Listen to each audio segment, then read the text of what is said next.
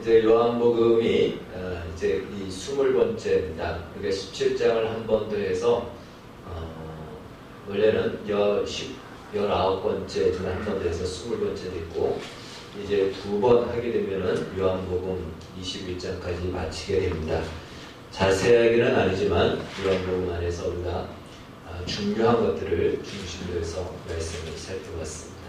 이제 막바지에 이르렀는데 요한복음이 어떻게 마무리되어지는지를 잘 헤아리고 살펴보기를 바라겠습니다. 여러분, 족집게 전쟁이 혹은 족집게 무당이라는 말을 아마 들어보셨을 겁니다. 어떤 경우에 족집게 전쟁이, 족집게 무당이라고 할까요? 내가 뭘 했는지 척척 다 맞추는 사람. 그 사람이 앞으로 잘 맞출지는 모르는 겁니다. 이미 점을 보러 가면 앞으로 일을 듣기 위해서 갔지만 지난날 내가 뭘 했는지를 다 알아맞히면 정말 족집게다, 이렇게 이야기를 합니다. 가끔씩 기독교 안에도 예언의 은사를 받는 사람을 그렇게 생각하는 경우가 있습니다. 이 예언의 은사를 받은 사람들, 특별히 기도하면 그 기도하는 대상에 그 사람이 어떠한 마음과 어떠한 일을 했는지를 비디오 보듯이 다 본다라고 생각하는 그런 경우가 있습니다. 여러분, 이런 예언의 은사를 받고 싶은 분 계십니까? 그런 은사를 가진 분이 옆에 있다면 가까이 가고 싶을까요? 안 가고 싶을까요? 가까이 갔다가 저 사람이 내 안에 있는 속마음을 다 알고 드러내면은 얼마나 마음 가운데 부담스럽겠습니까? 그래서 그런 은사를 가지고 있는 사람은요, 친구가 있기가 어렵습니다. 누구도 가까이 가려고 하지 않습니다. 필요할 때는 가죠. 그러나 평상시에는 가까이 가고 싶어 하지 않습니다. 물론 예언의 은사란 그런 것이 아닙니다. 그럼에도 불구하고 이단 중이나 잘못된 신앙을 가진 사람들이 이런 것으로 사람들의 마음을 사로잡고 미혹하기도 하는 경우가 있습니다. 누가복음 2장에 보면은 이 예수님에 대해서, 예수님이 어린 아기 때 결례를 따라서 마리아와 요셉이 성전에 들어가다가 경건한 사람은 시몬을 만납니다. 그래서 시몬이 이 아기 예수님을 보고 바로 이 아기 예수님이 이스라엘의 구원자다라고 거기서 선언을 합니다. 그리고 하나님을 찬양합니다. 그러면서 마리아에게 이러한 말을 또 합니다. 또 칼이 내 마음을 찌르듯 하리니 이는 여러 사람의 마음의 생각을 드러내려 함이니라. 즉, 예수님은 사람들의 마음 중심에 있는 생각이 어떤 생각인지를 드러내신다는 거예요. 그래서 그 드러난 생각이, 마음이 드러난 사람들이 화가 나겠죠. 분노하겠죠. 그래서 예수님은 어떻게 하겠다라는 거죠.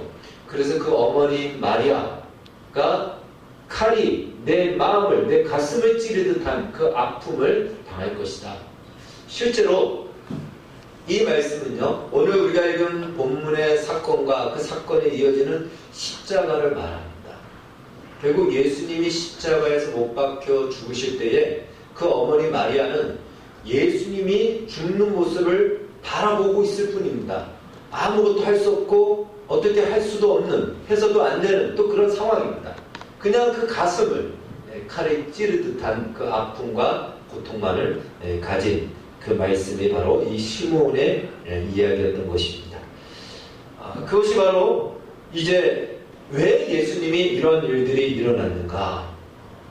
과연 예수님도 족집게 무당처럼 사람들의 마음 안에 어떤 생각이 있는지, 당신이 뭔 일을 했는지 척척 알아맞혔기 때문에 이러한 경우를 당했는가? 그래서 오늘 본문을 한번 우리가 살펴보겠습니다. 우리가 읽은 본문은요, 지금 빌라도의 법정에서 이루어지는 일입니다. 여기 보면은 재판법정에는 유대인들을 대표하는 지도자들이 예수님을 고발합니다. 이 빌라도에게 지금 고발하고 있죠. 그리고 그 재판관은 로마를 대표하는 빌라도 총독이 그 재판을 하고 있습니다. 그러니까 그 시대에 이스라엘 중심으로 바라본다면은 유대인들, 하나님의 선민입니다. 그리고 이방인의 대표가 로마였죠, 그 당시에는. 그래서 여기는 선민과 이방인이 다 모인 자리입니다. 그걸 상징적으로 보여주고 있습니다. 그러니까 여기에는 세계의 모든 사람들이 지금 다 모인 자리다. 그렇게 이해도 틀리지 않습니다. 이 유대인들은요, 자신들의 기득권 때문에 이 자신들의 율법과 종교에 관한 문제임에도 불구하고 그 예수님을 처형하기 위해서 여기에 정치적인 프레임을 씌워서 지금 고발하고 있는 것입니다. 그래서 예수님을 십자가에 못 박을 것을 요청하죠. 빌라도가 아무리 예수님의 그 범죄 사실을 찾으려고 해봐도 찾을 수가 없습니다. 그래서 빌라도는 오늘 우리가 성경을 읽었듯이 힘썼다라고 얘기해요. 예수님의 무죄 방면을 위해서 힘썼다라고 그렇게 성경은 말해주고 있습니다. 그러나 너무나도 이 유대인들이 강경하게 예수님을 향해서 분노를 쏟아내니까 그들의 분노를 삭혀주기 위해서 이 예수님을 채찍질하게 합니다. 그래서 채찍질을 하고 예수님을 데리고 나오죠. 근데 그 채찍이 어떤 채찍인지 우리가 이미 여러 번 살펴봤죠. 그것은 살을 그냥 띄어내는 채찍입니다. 그것이 수십 대를 맞다 보면은 갈비뼈까지 드러나는 그런 채찍입니다. 굉장히 고통스러운 채찍이고, 그로 인해서 예수님은 온몸이 피투성이가 된 채로 이제 이 빌라도에 의해서 유대인들 앞에 나서게 됩니다. 그러니까 빌라도의 입장은 예수님을 죽이라고 하는데 아무리 봐도 죽일 죄가 없는데 이들이 너무나도 밀란이 일어날까봐 두려운 나머지 그래도 그 분노를 삭혀주기 위해서 예수님을 채찍질한 거예요. 나름대로 예수님을 그냥 자기의 신념으로 무죄 석방은 못해주지만 예수님을 그래도 살리려고 애쓴 것입니다. 그러나 그 피투성이 예수님을 보자 이 유대인들은 더 분노하기 시작합니다. 그래서 뭐라고 얘기하죠? 저 예수를 십자가에 못 박아라. 저 예수를 십자가에 못 박아라. 빌라도가 묻습니다. 왜 십자가에 못 박아야 되냐? 그가 무슨 죽을 죄를 지었느냐? 그러자 이들은 이렇게 얘기하죠. 그는 자기가 하나님의 아들이다. 또 빌라도가 가서 물어보니 이런저런 얘기를 해도 아무 이상이 없어요. 그러니까 이들은 또 이렇게 얘기합니다. 그는 자기가 왕이라고 했다. 라고 하면서 우리에게는 가이사 외에는 왕이 없다. 어떻게 이 로마에 두 왕이 있을 수 있느냐? 자신을 왕이라고 하는 저는 반역자다. 만약 빌라도 당신이 저 예수를 살려주면은 당신은 가이사의 충신이 아니다. 이 말을 듣게 됩니다. 여러분, 그동안 빌라도는 예수님을 무죄 석방하기 위해서 나름대로 애썼는데 결정적인 한마디에 빌라도가 무너집니다. 그 결정적인 한마디는 무엇이냐면 당신은 가이사의 충신이 아니니라. 원래 이 빌라도의 꿈은 무엇일까요? 빌라도는 정치가로서 그의 꿈은요, 이 사실 유대의 총독은 자천한 곳입니다. 자천한 곳이. 로마의 관리로서는 아주 골치 아픈 땅이거든요, 이 땅은. 그래서 자천시킬 때 그리로 보냅니다. 그래서 이 빌라도는 자기가 다시금 로마 수도인 로마로 입성하기 위한 것이 자신의 인생의 목적이고 그것이 성공이라고 생각했던 사람입니다. 그런데 가이사라는 것은 로마 황제의 칭호인데 로마 황제의 충신이 아니다라는 소문이 만약에 나게 되면은 이 빌라도는 수도로 가는 것, 로마로 들어가는 것은 거의 불가능한 상태가 됩니다. 결정적인 그 한마디에 빌라도가 거기서 무너집니다. 그러고는 예수를 사형 판결을 내리게 되고 예수를 내어주게 됩니다. 그러니까 이 예수님 앞에서 결국은 빌라도에 숨겨져 있던 마음, 그가 누구에게도 이런저런 것은 다 허용해도 이것만큼은 양보할 수 없다라고 하는 그 마음이 드러난 겁니다. 예수냐 가이사냐, 이 선택을 하게 되는 상황이었죠. 예수님 앞에서, 그리고 그 이후에 이루어지는 십자가 앞에서 빌라도의 이 마음이 드러난 것입니다. 뿐만 아니라 유대인들도 마찬가지입니다. 그럼 본래 이 로마의 식민, 그 당시에 로마가 전 세계를 지배했는데 가장 골치 아픈 땅이 어느 땅이었냐면 유대 땅이었습니다. 왜 그러냐면 유대 민족 외에는 대부분의 모든 민족이 다 다신교 사상을 가지고 있었습니다. 다 우상들이 한두 개가 아니고 여러 우상이었습니다. 고대 우리나라도 그랬듯이요. 우리 민족도 그랬듯이. 그런데 유대만이, 이 유대 땅, 유대 민족만이 여호와 하나님이라는 유일신 사상을 가지고 있고, 여호와 하나님만이 우리의 왕이다라는, 그래서 로마 황제를 막 배격하고 대적하고 인정하지 않습니다. 목숨을 걸고 저항하는 그 민족이 유대 땅이었습니다. 그래서 가장 골치 아픈 땅이 로마에게서는 저 팔레스타인 유대 땅이었습니다. 그러니까 그 정도로 그들은 여호와 신앙으로 투철했고 그 신령으로 가득 차 있던 사람들입니다. 그런데 그들이 오늘 이렇게 얘기해요. 저를 십자가에 못 박으라. 우리에게는 가이사 외에는 우리의 왕이 없다. 가이사 외에는, 로마의 왕 외에는 우리에게는 왕이 없다. 로마의 왕이 우리의 왕이다. 왜 이렇게 얘기하죠? 예수님을 죽이기 위해서입니다. 왜 이렇게 얘기합니까? 그들이 가지고 있던 그 기득권이, 예수님이 평상시에 이들을 향해서 위선자다. 그리고 그들은 이 하나님의 백성들을 삼키는 독사의 자식들이라, 이러한 그 위선을, 그래서 그들의 기득권에 타격을 입히고 그들로 하여금 백성들의 신망을 잃어버리게끔 만드니까 저 예수를 완전히 제거하기 위해서 이들은 자신들이 그동안 목숨 걸고 지켜왔던 신앙이라고 했던 것까지도 내팽개치는 겁니다. 왜요? 자신들의 기득권을 지키기 위해서.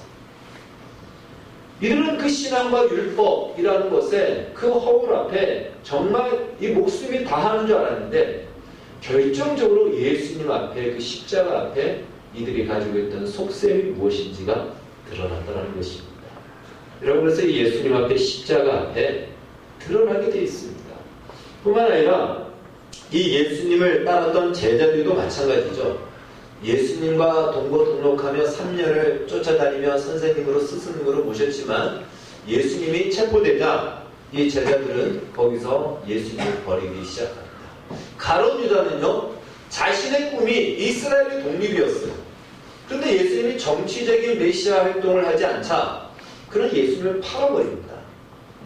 자신의 꿈이 상실이 되자 예수님을 팔아버립니다. 그 마음이, 예수님을 3년 동안 쫓아다녔던 마음이 무엇이었는지가 드러나는 거죠.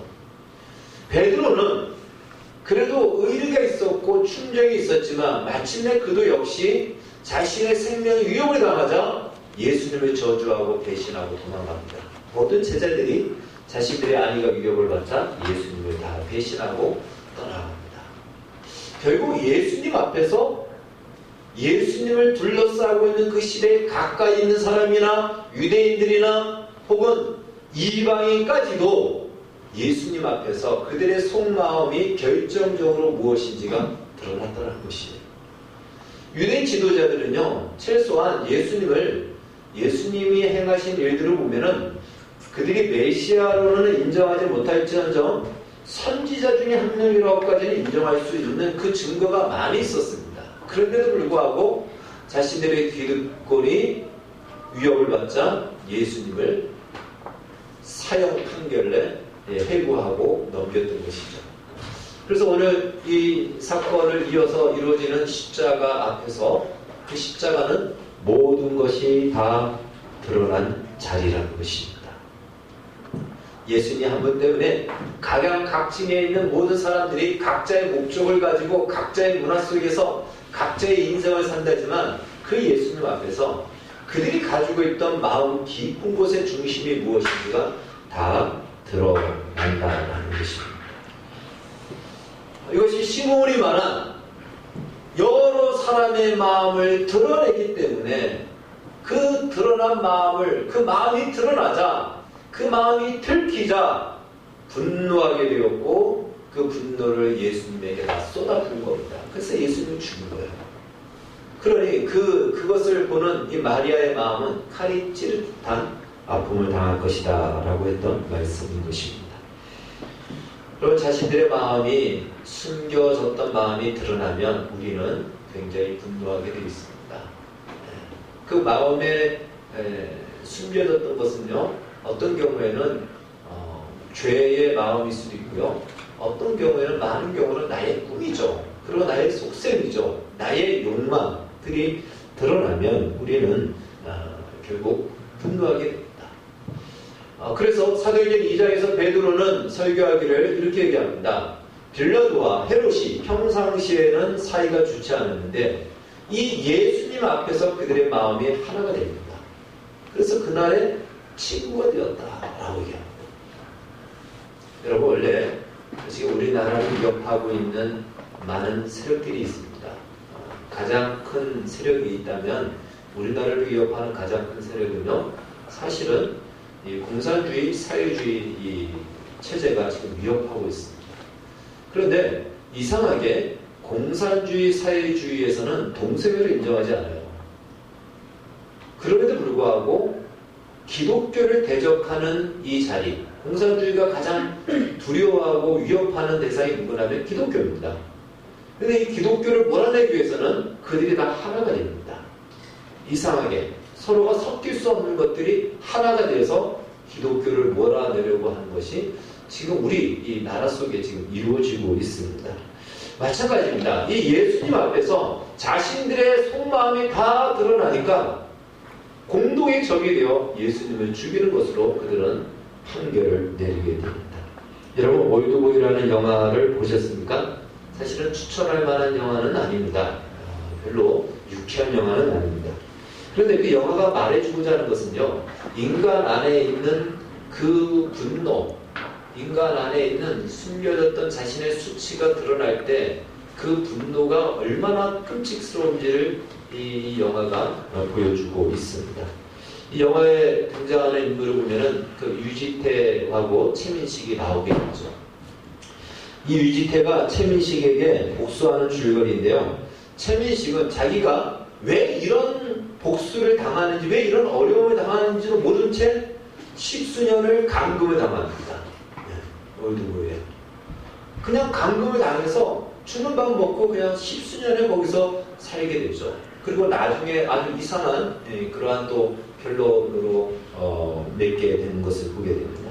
나중에서 그 일을 아는데 이 최민식하고 유지태는 고등학교 때 친구였습니다. 같은 동창이었는데 이 유지태가 자기 친누나하고 어떤 애정 활동을 학교에서 몰래 하는 것을 이 최민식이 보게 됩니다. 엿보게 되고 그걸 소문내게 됩니다.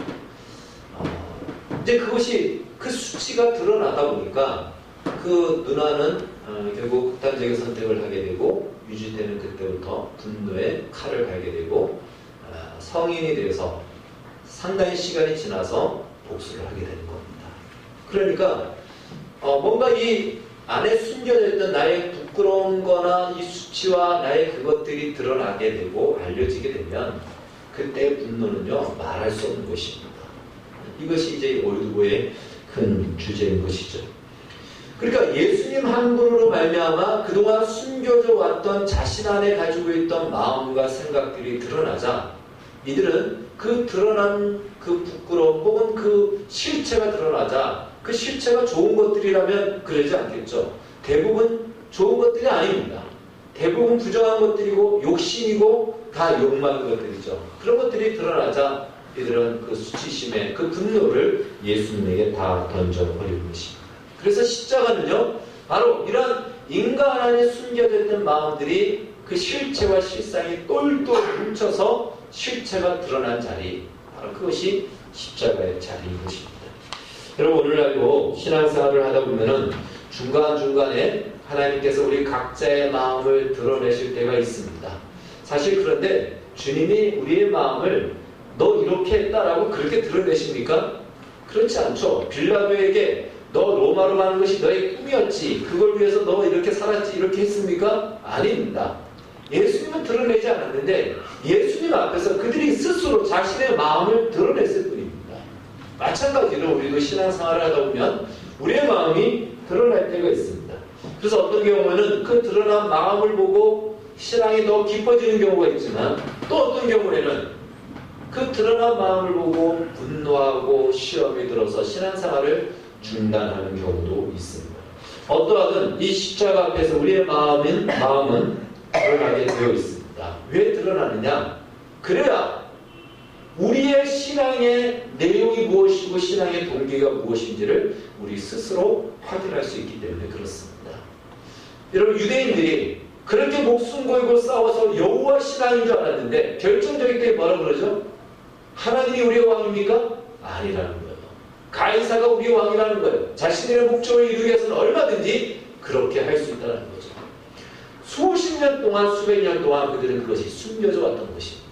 그래서 십자가에서 우리의 실체, 우리의 마음의 생각이 드러나야 비로소 우리는 내가 누구인지, 우리 존재가 어떤 존재인지를 확인하고 인정하고 새로운 우리의 인생과 삶을 살아가게 되는 것입니다. 자, 그렇다면 그때나 오늘날이나 왜 그 마음의 실체가 드러나면 분노하는 이유가 무엇일까요? 그 대답을 쉽게 표현하면 이렇게 제가 대답 한번 찾아봤습니다. 하나님, 이게 뭡니까? 이겁니다. 여러분, 신앙생활을 하다가 우리 마음이 드러날 때 어떤 경우가 드러납니까? 내가 원하고 기대했던 거, 그걸 위해서 정말 마음을 모으고 금식을 하고 기도를 하고 했는데 우리의 현실이 그것과 전혀 다른 현실이 펼쳐질 때 우리의 마음이 거기서 드러나게 되죠. 그러면서 우리 마음이 어떤 마음을 가지냐면 하나님이 이게 뭡니까? 이거예요.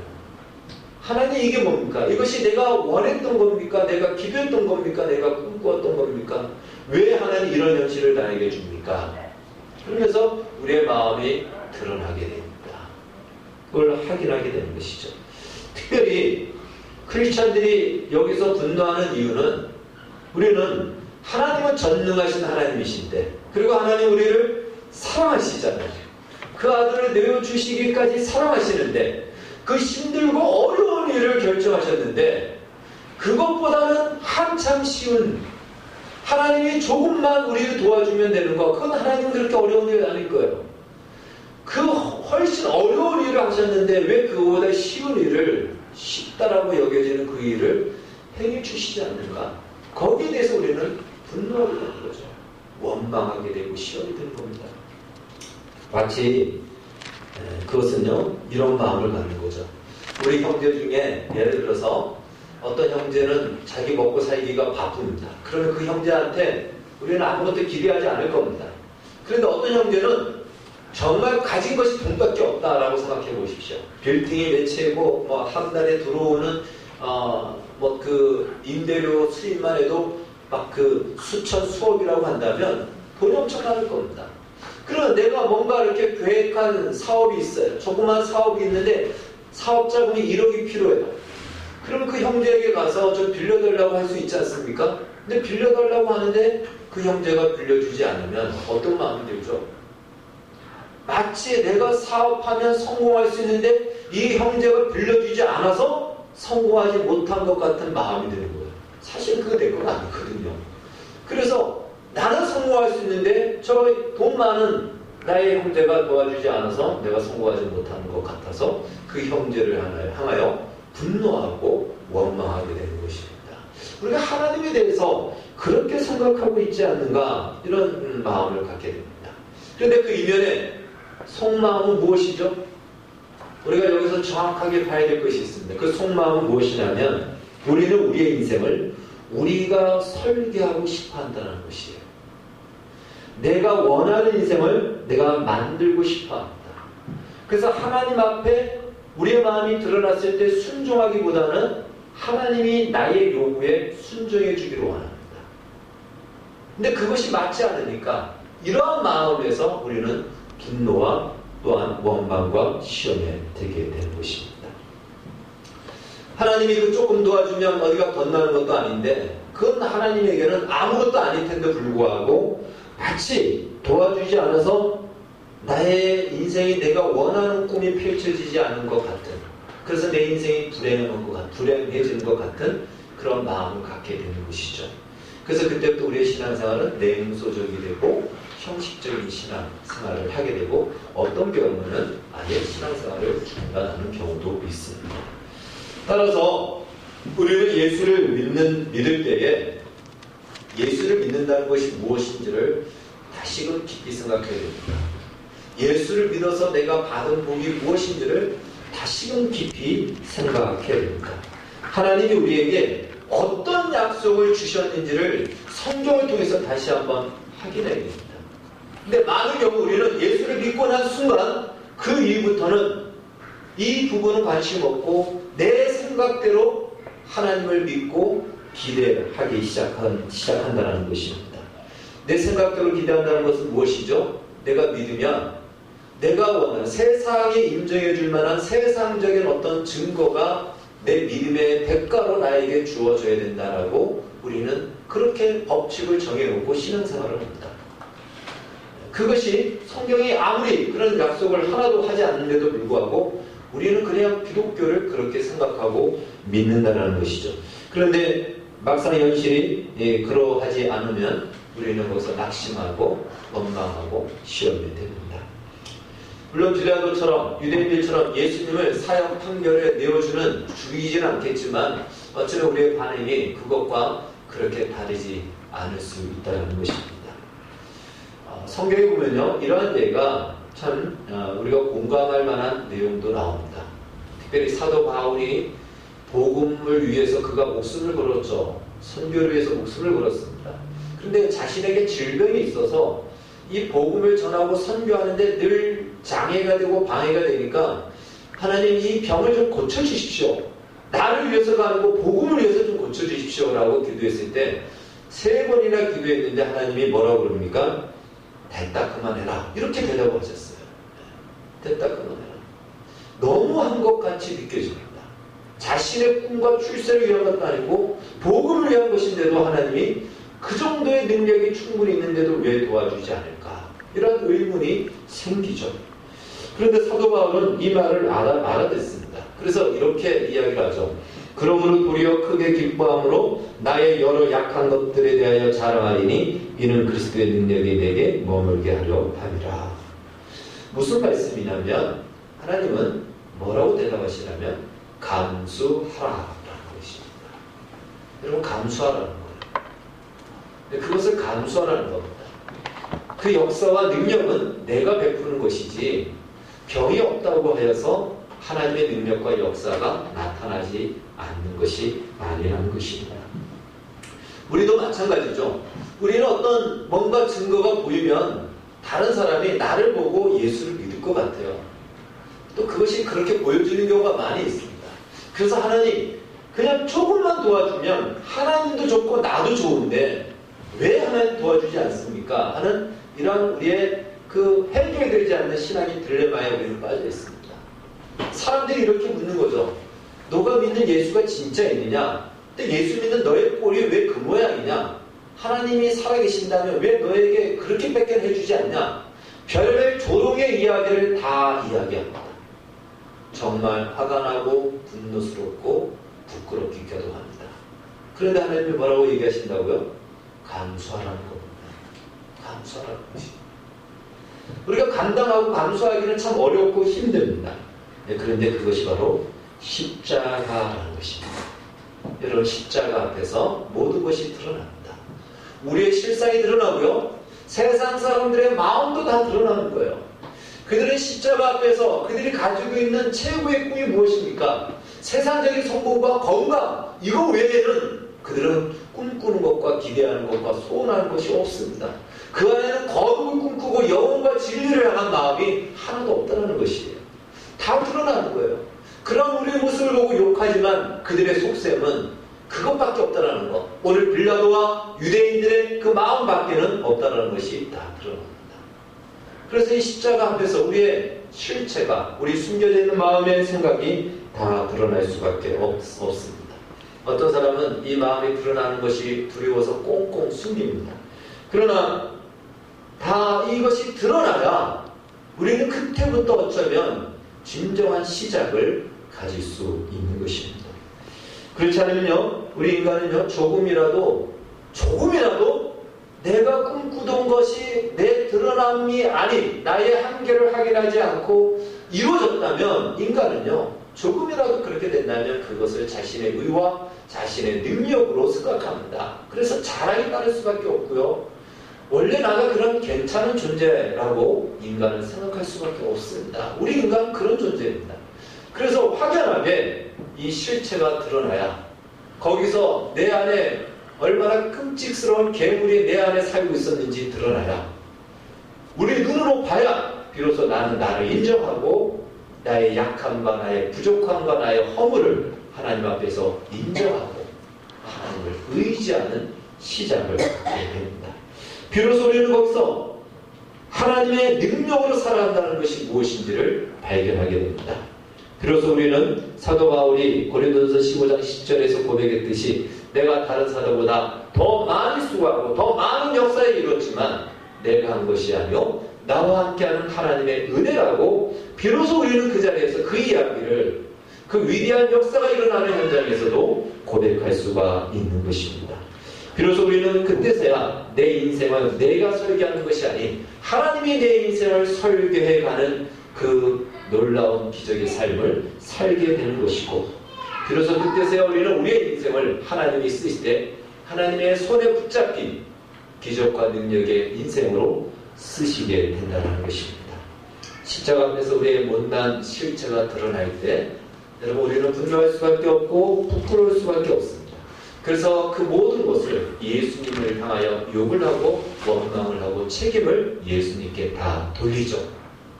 그 책임을 우리가 회피하기 위해서 우리 나름대로 했습니다.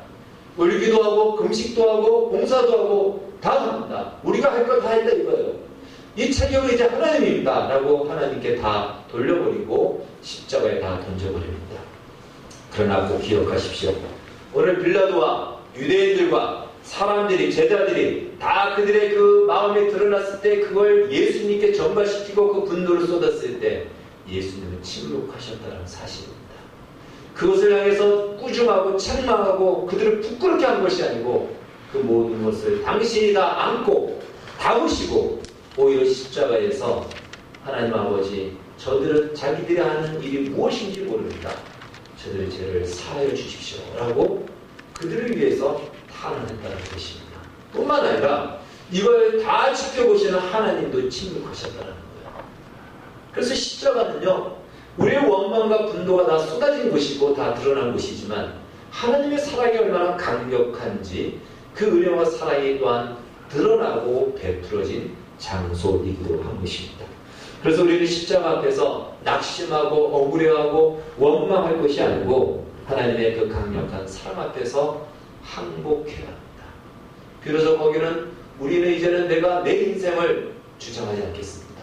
나의 꿈을 이루지 않겠습니다. 하나님이 나의 인생과 나를 향한 하나님의 계획으로 이끌어 주십시오라고 우리 인생을 하나님 앞에 마음껏 하나님이 일하시는 현장에 되도록 내어드릴 수가 있는 것입니다. 그것이 우리가 십자가 앞에서 우리의 마음이 드러났을 때 우리가 취해야 될 저는 가장 바람직한 모습일 것입니다. 그분이 마음껏 쓸 수 있도록 하나님 앞에서 딱딱함을 버려야 됩니다. 여러분 딱딱함은 무엇일까요? 여전히 내 방식대로 내가 믿고 내 방식대로 살겠다고 하는 나의 생각입니다. 딱딱하면 하나님은 쓸 수가 없습니다. 그러면 방법은요, 그 딱딱함이 녹아 물러질 때까지 기다리셔야 돼요. 혹은 하나님이 강제로 부러뜨려야 됩니다. 우리 인생이 녹아 물러질 때까지 기다린다면 어쩌면 우리 인생은 한평생을 그냥 다 보낼 수 있고, 부러뜨린다면 우리는 살아가면서 큰 어려움을 당할 수가 있을 것입니다. 딱딱해지면 안 된다는 것이죠. 부드러워져야 돼요. 하나님 앞에 나를 고집하지 않고 내어드리는 자리. 그래서 하나님의 마음껏 나의 인생을 통해서 일하시게끔 하는 자리인 것입니다. 말씀을 정리합니다. 인생을 살다 보면 뜻하지 않은 현실을 만납니다. 그때마다 우리의 속마음이 드러나죠. 그런데 우리는 속마음이 드러나면 분노하고 화를 내는 것으로 끝내지 마시고 그 드러나는 마음을 버리십시오. 그건 하나님이 우리의 마음에 있는 독소를 제거하는 작업입니다. 그때마다 우리의 독소를 제거하고 제거하다 보면 하나님이 우리의 인생을 마음껏 당신이 원하시는 대로 이끌어 가실 것입니다. 그것이 물론 쉽지 않지만 우리가 기도해야 될 제목이 바로 이런 것들입니다. 우리 현실에 필요한 것들을 위해서 간절히 기도하죠. 그러나 하나님의 관심이 이 부르심을 위해서 우리는 기도하지 않고 있다는 사실입니다. 이걸 놓고 기도해야 됩니다. 하나님 내 안에 있는 독소가 제거되어지고 하나님이 내 인생을 쓰시도록 그렇게 가야 되는데 그게 정말 어렵습니다. 도와달라고 이걸 놓고 기도를 해야 되고 하나님의 은혜를 구해야 됩니다. 그래서 그렇게 한 걸음 한 걸음 가다 보면은 어느새 하나님께서 우리 각자의 인생을 기적의 인생으로 하나님만이 하실 수 있는 위대한 인생으로 쓰시고 있다는 것을 발견하게 될 것입니다. 그것이 바로 예수님이 가신 길이고 우리의 믿음의 선배들이 걸어간 길이고 여러분과 제가 가야 될 길이고 우리 중에 어느 누구도 이 부름의 길에서 제외받고 있지 않다라는 사실을 기억하십시오. 하나님은 여전히 이 길로 우리를 부르고 있음을 기억하셔서 이 길을 기꺼함으로 나아가 하나님께서 우리의 인생 속에서 여러분의 각자의 삶 속에서 얼마나 위대한 능력과 기적을 베푸시는지 그 흔적들로 풍성하고 충만한 인생들이 되어지기를 주의 이름으로 축원합니다. 기도하겠습니다. 하나님 아버지 감사합니다. 오늘 예수님의 십자가 앞에서 온 세계 사람들의 마음의 실체가 무엇인지가 드러났습니다. 그리고 그 드러난 결과 예수님을 죽이는 그 결정으로 그들은 마음을 합했습니다. 오늘 우리가 그렇습니다. 하나님, 그러나 오늘 말씀을 통해서 우리가 살펴봤습니다. 십자가 앞에서 우리의 마음이 드러날 때에 하나님의 은혜와 사랑도 그 십자가를 통해서 드러났음을 알고 이제 더 이상 우리 자신의 내 인생을 설계하지 않고 주께서 우리의 인생을 마음껏 쓰셔서 하나님의 기적과 능력이 풍성하고 충만한 인생 되어지기를 선택하며 살아가는 우리 모두가 되어지게 하여 주시옵소서. 예수님의 이름으로 기도하옵나이다. 아멘.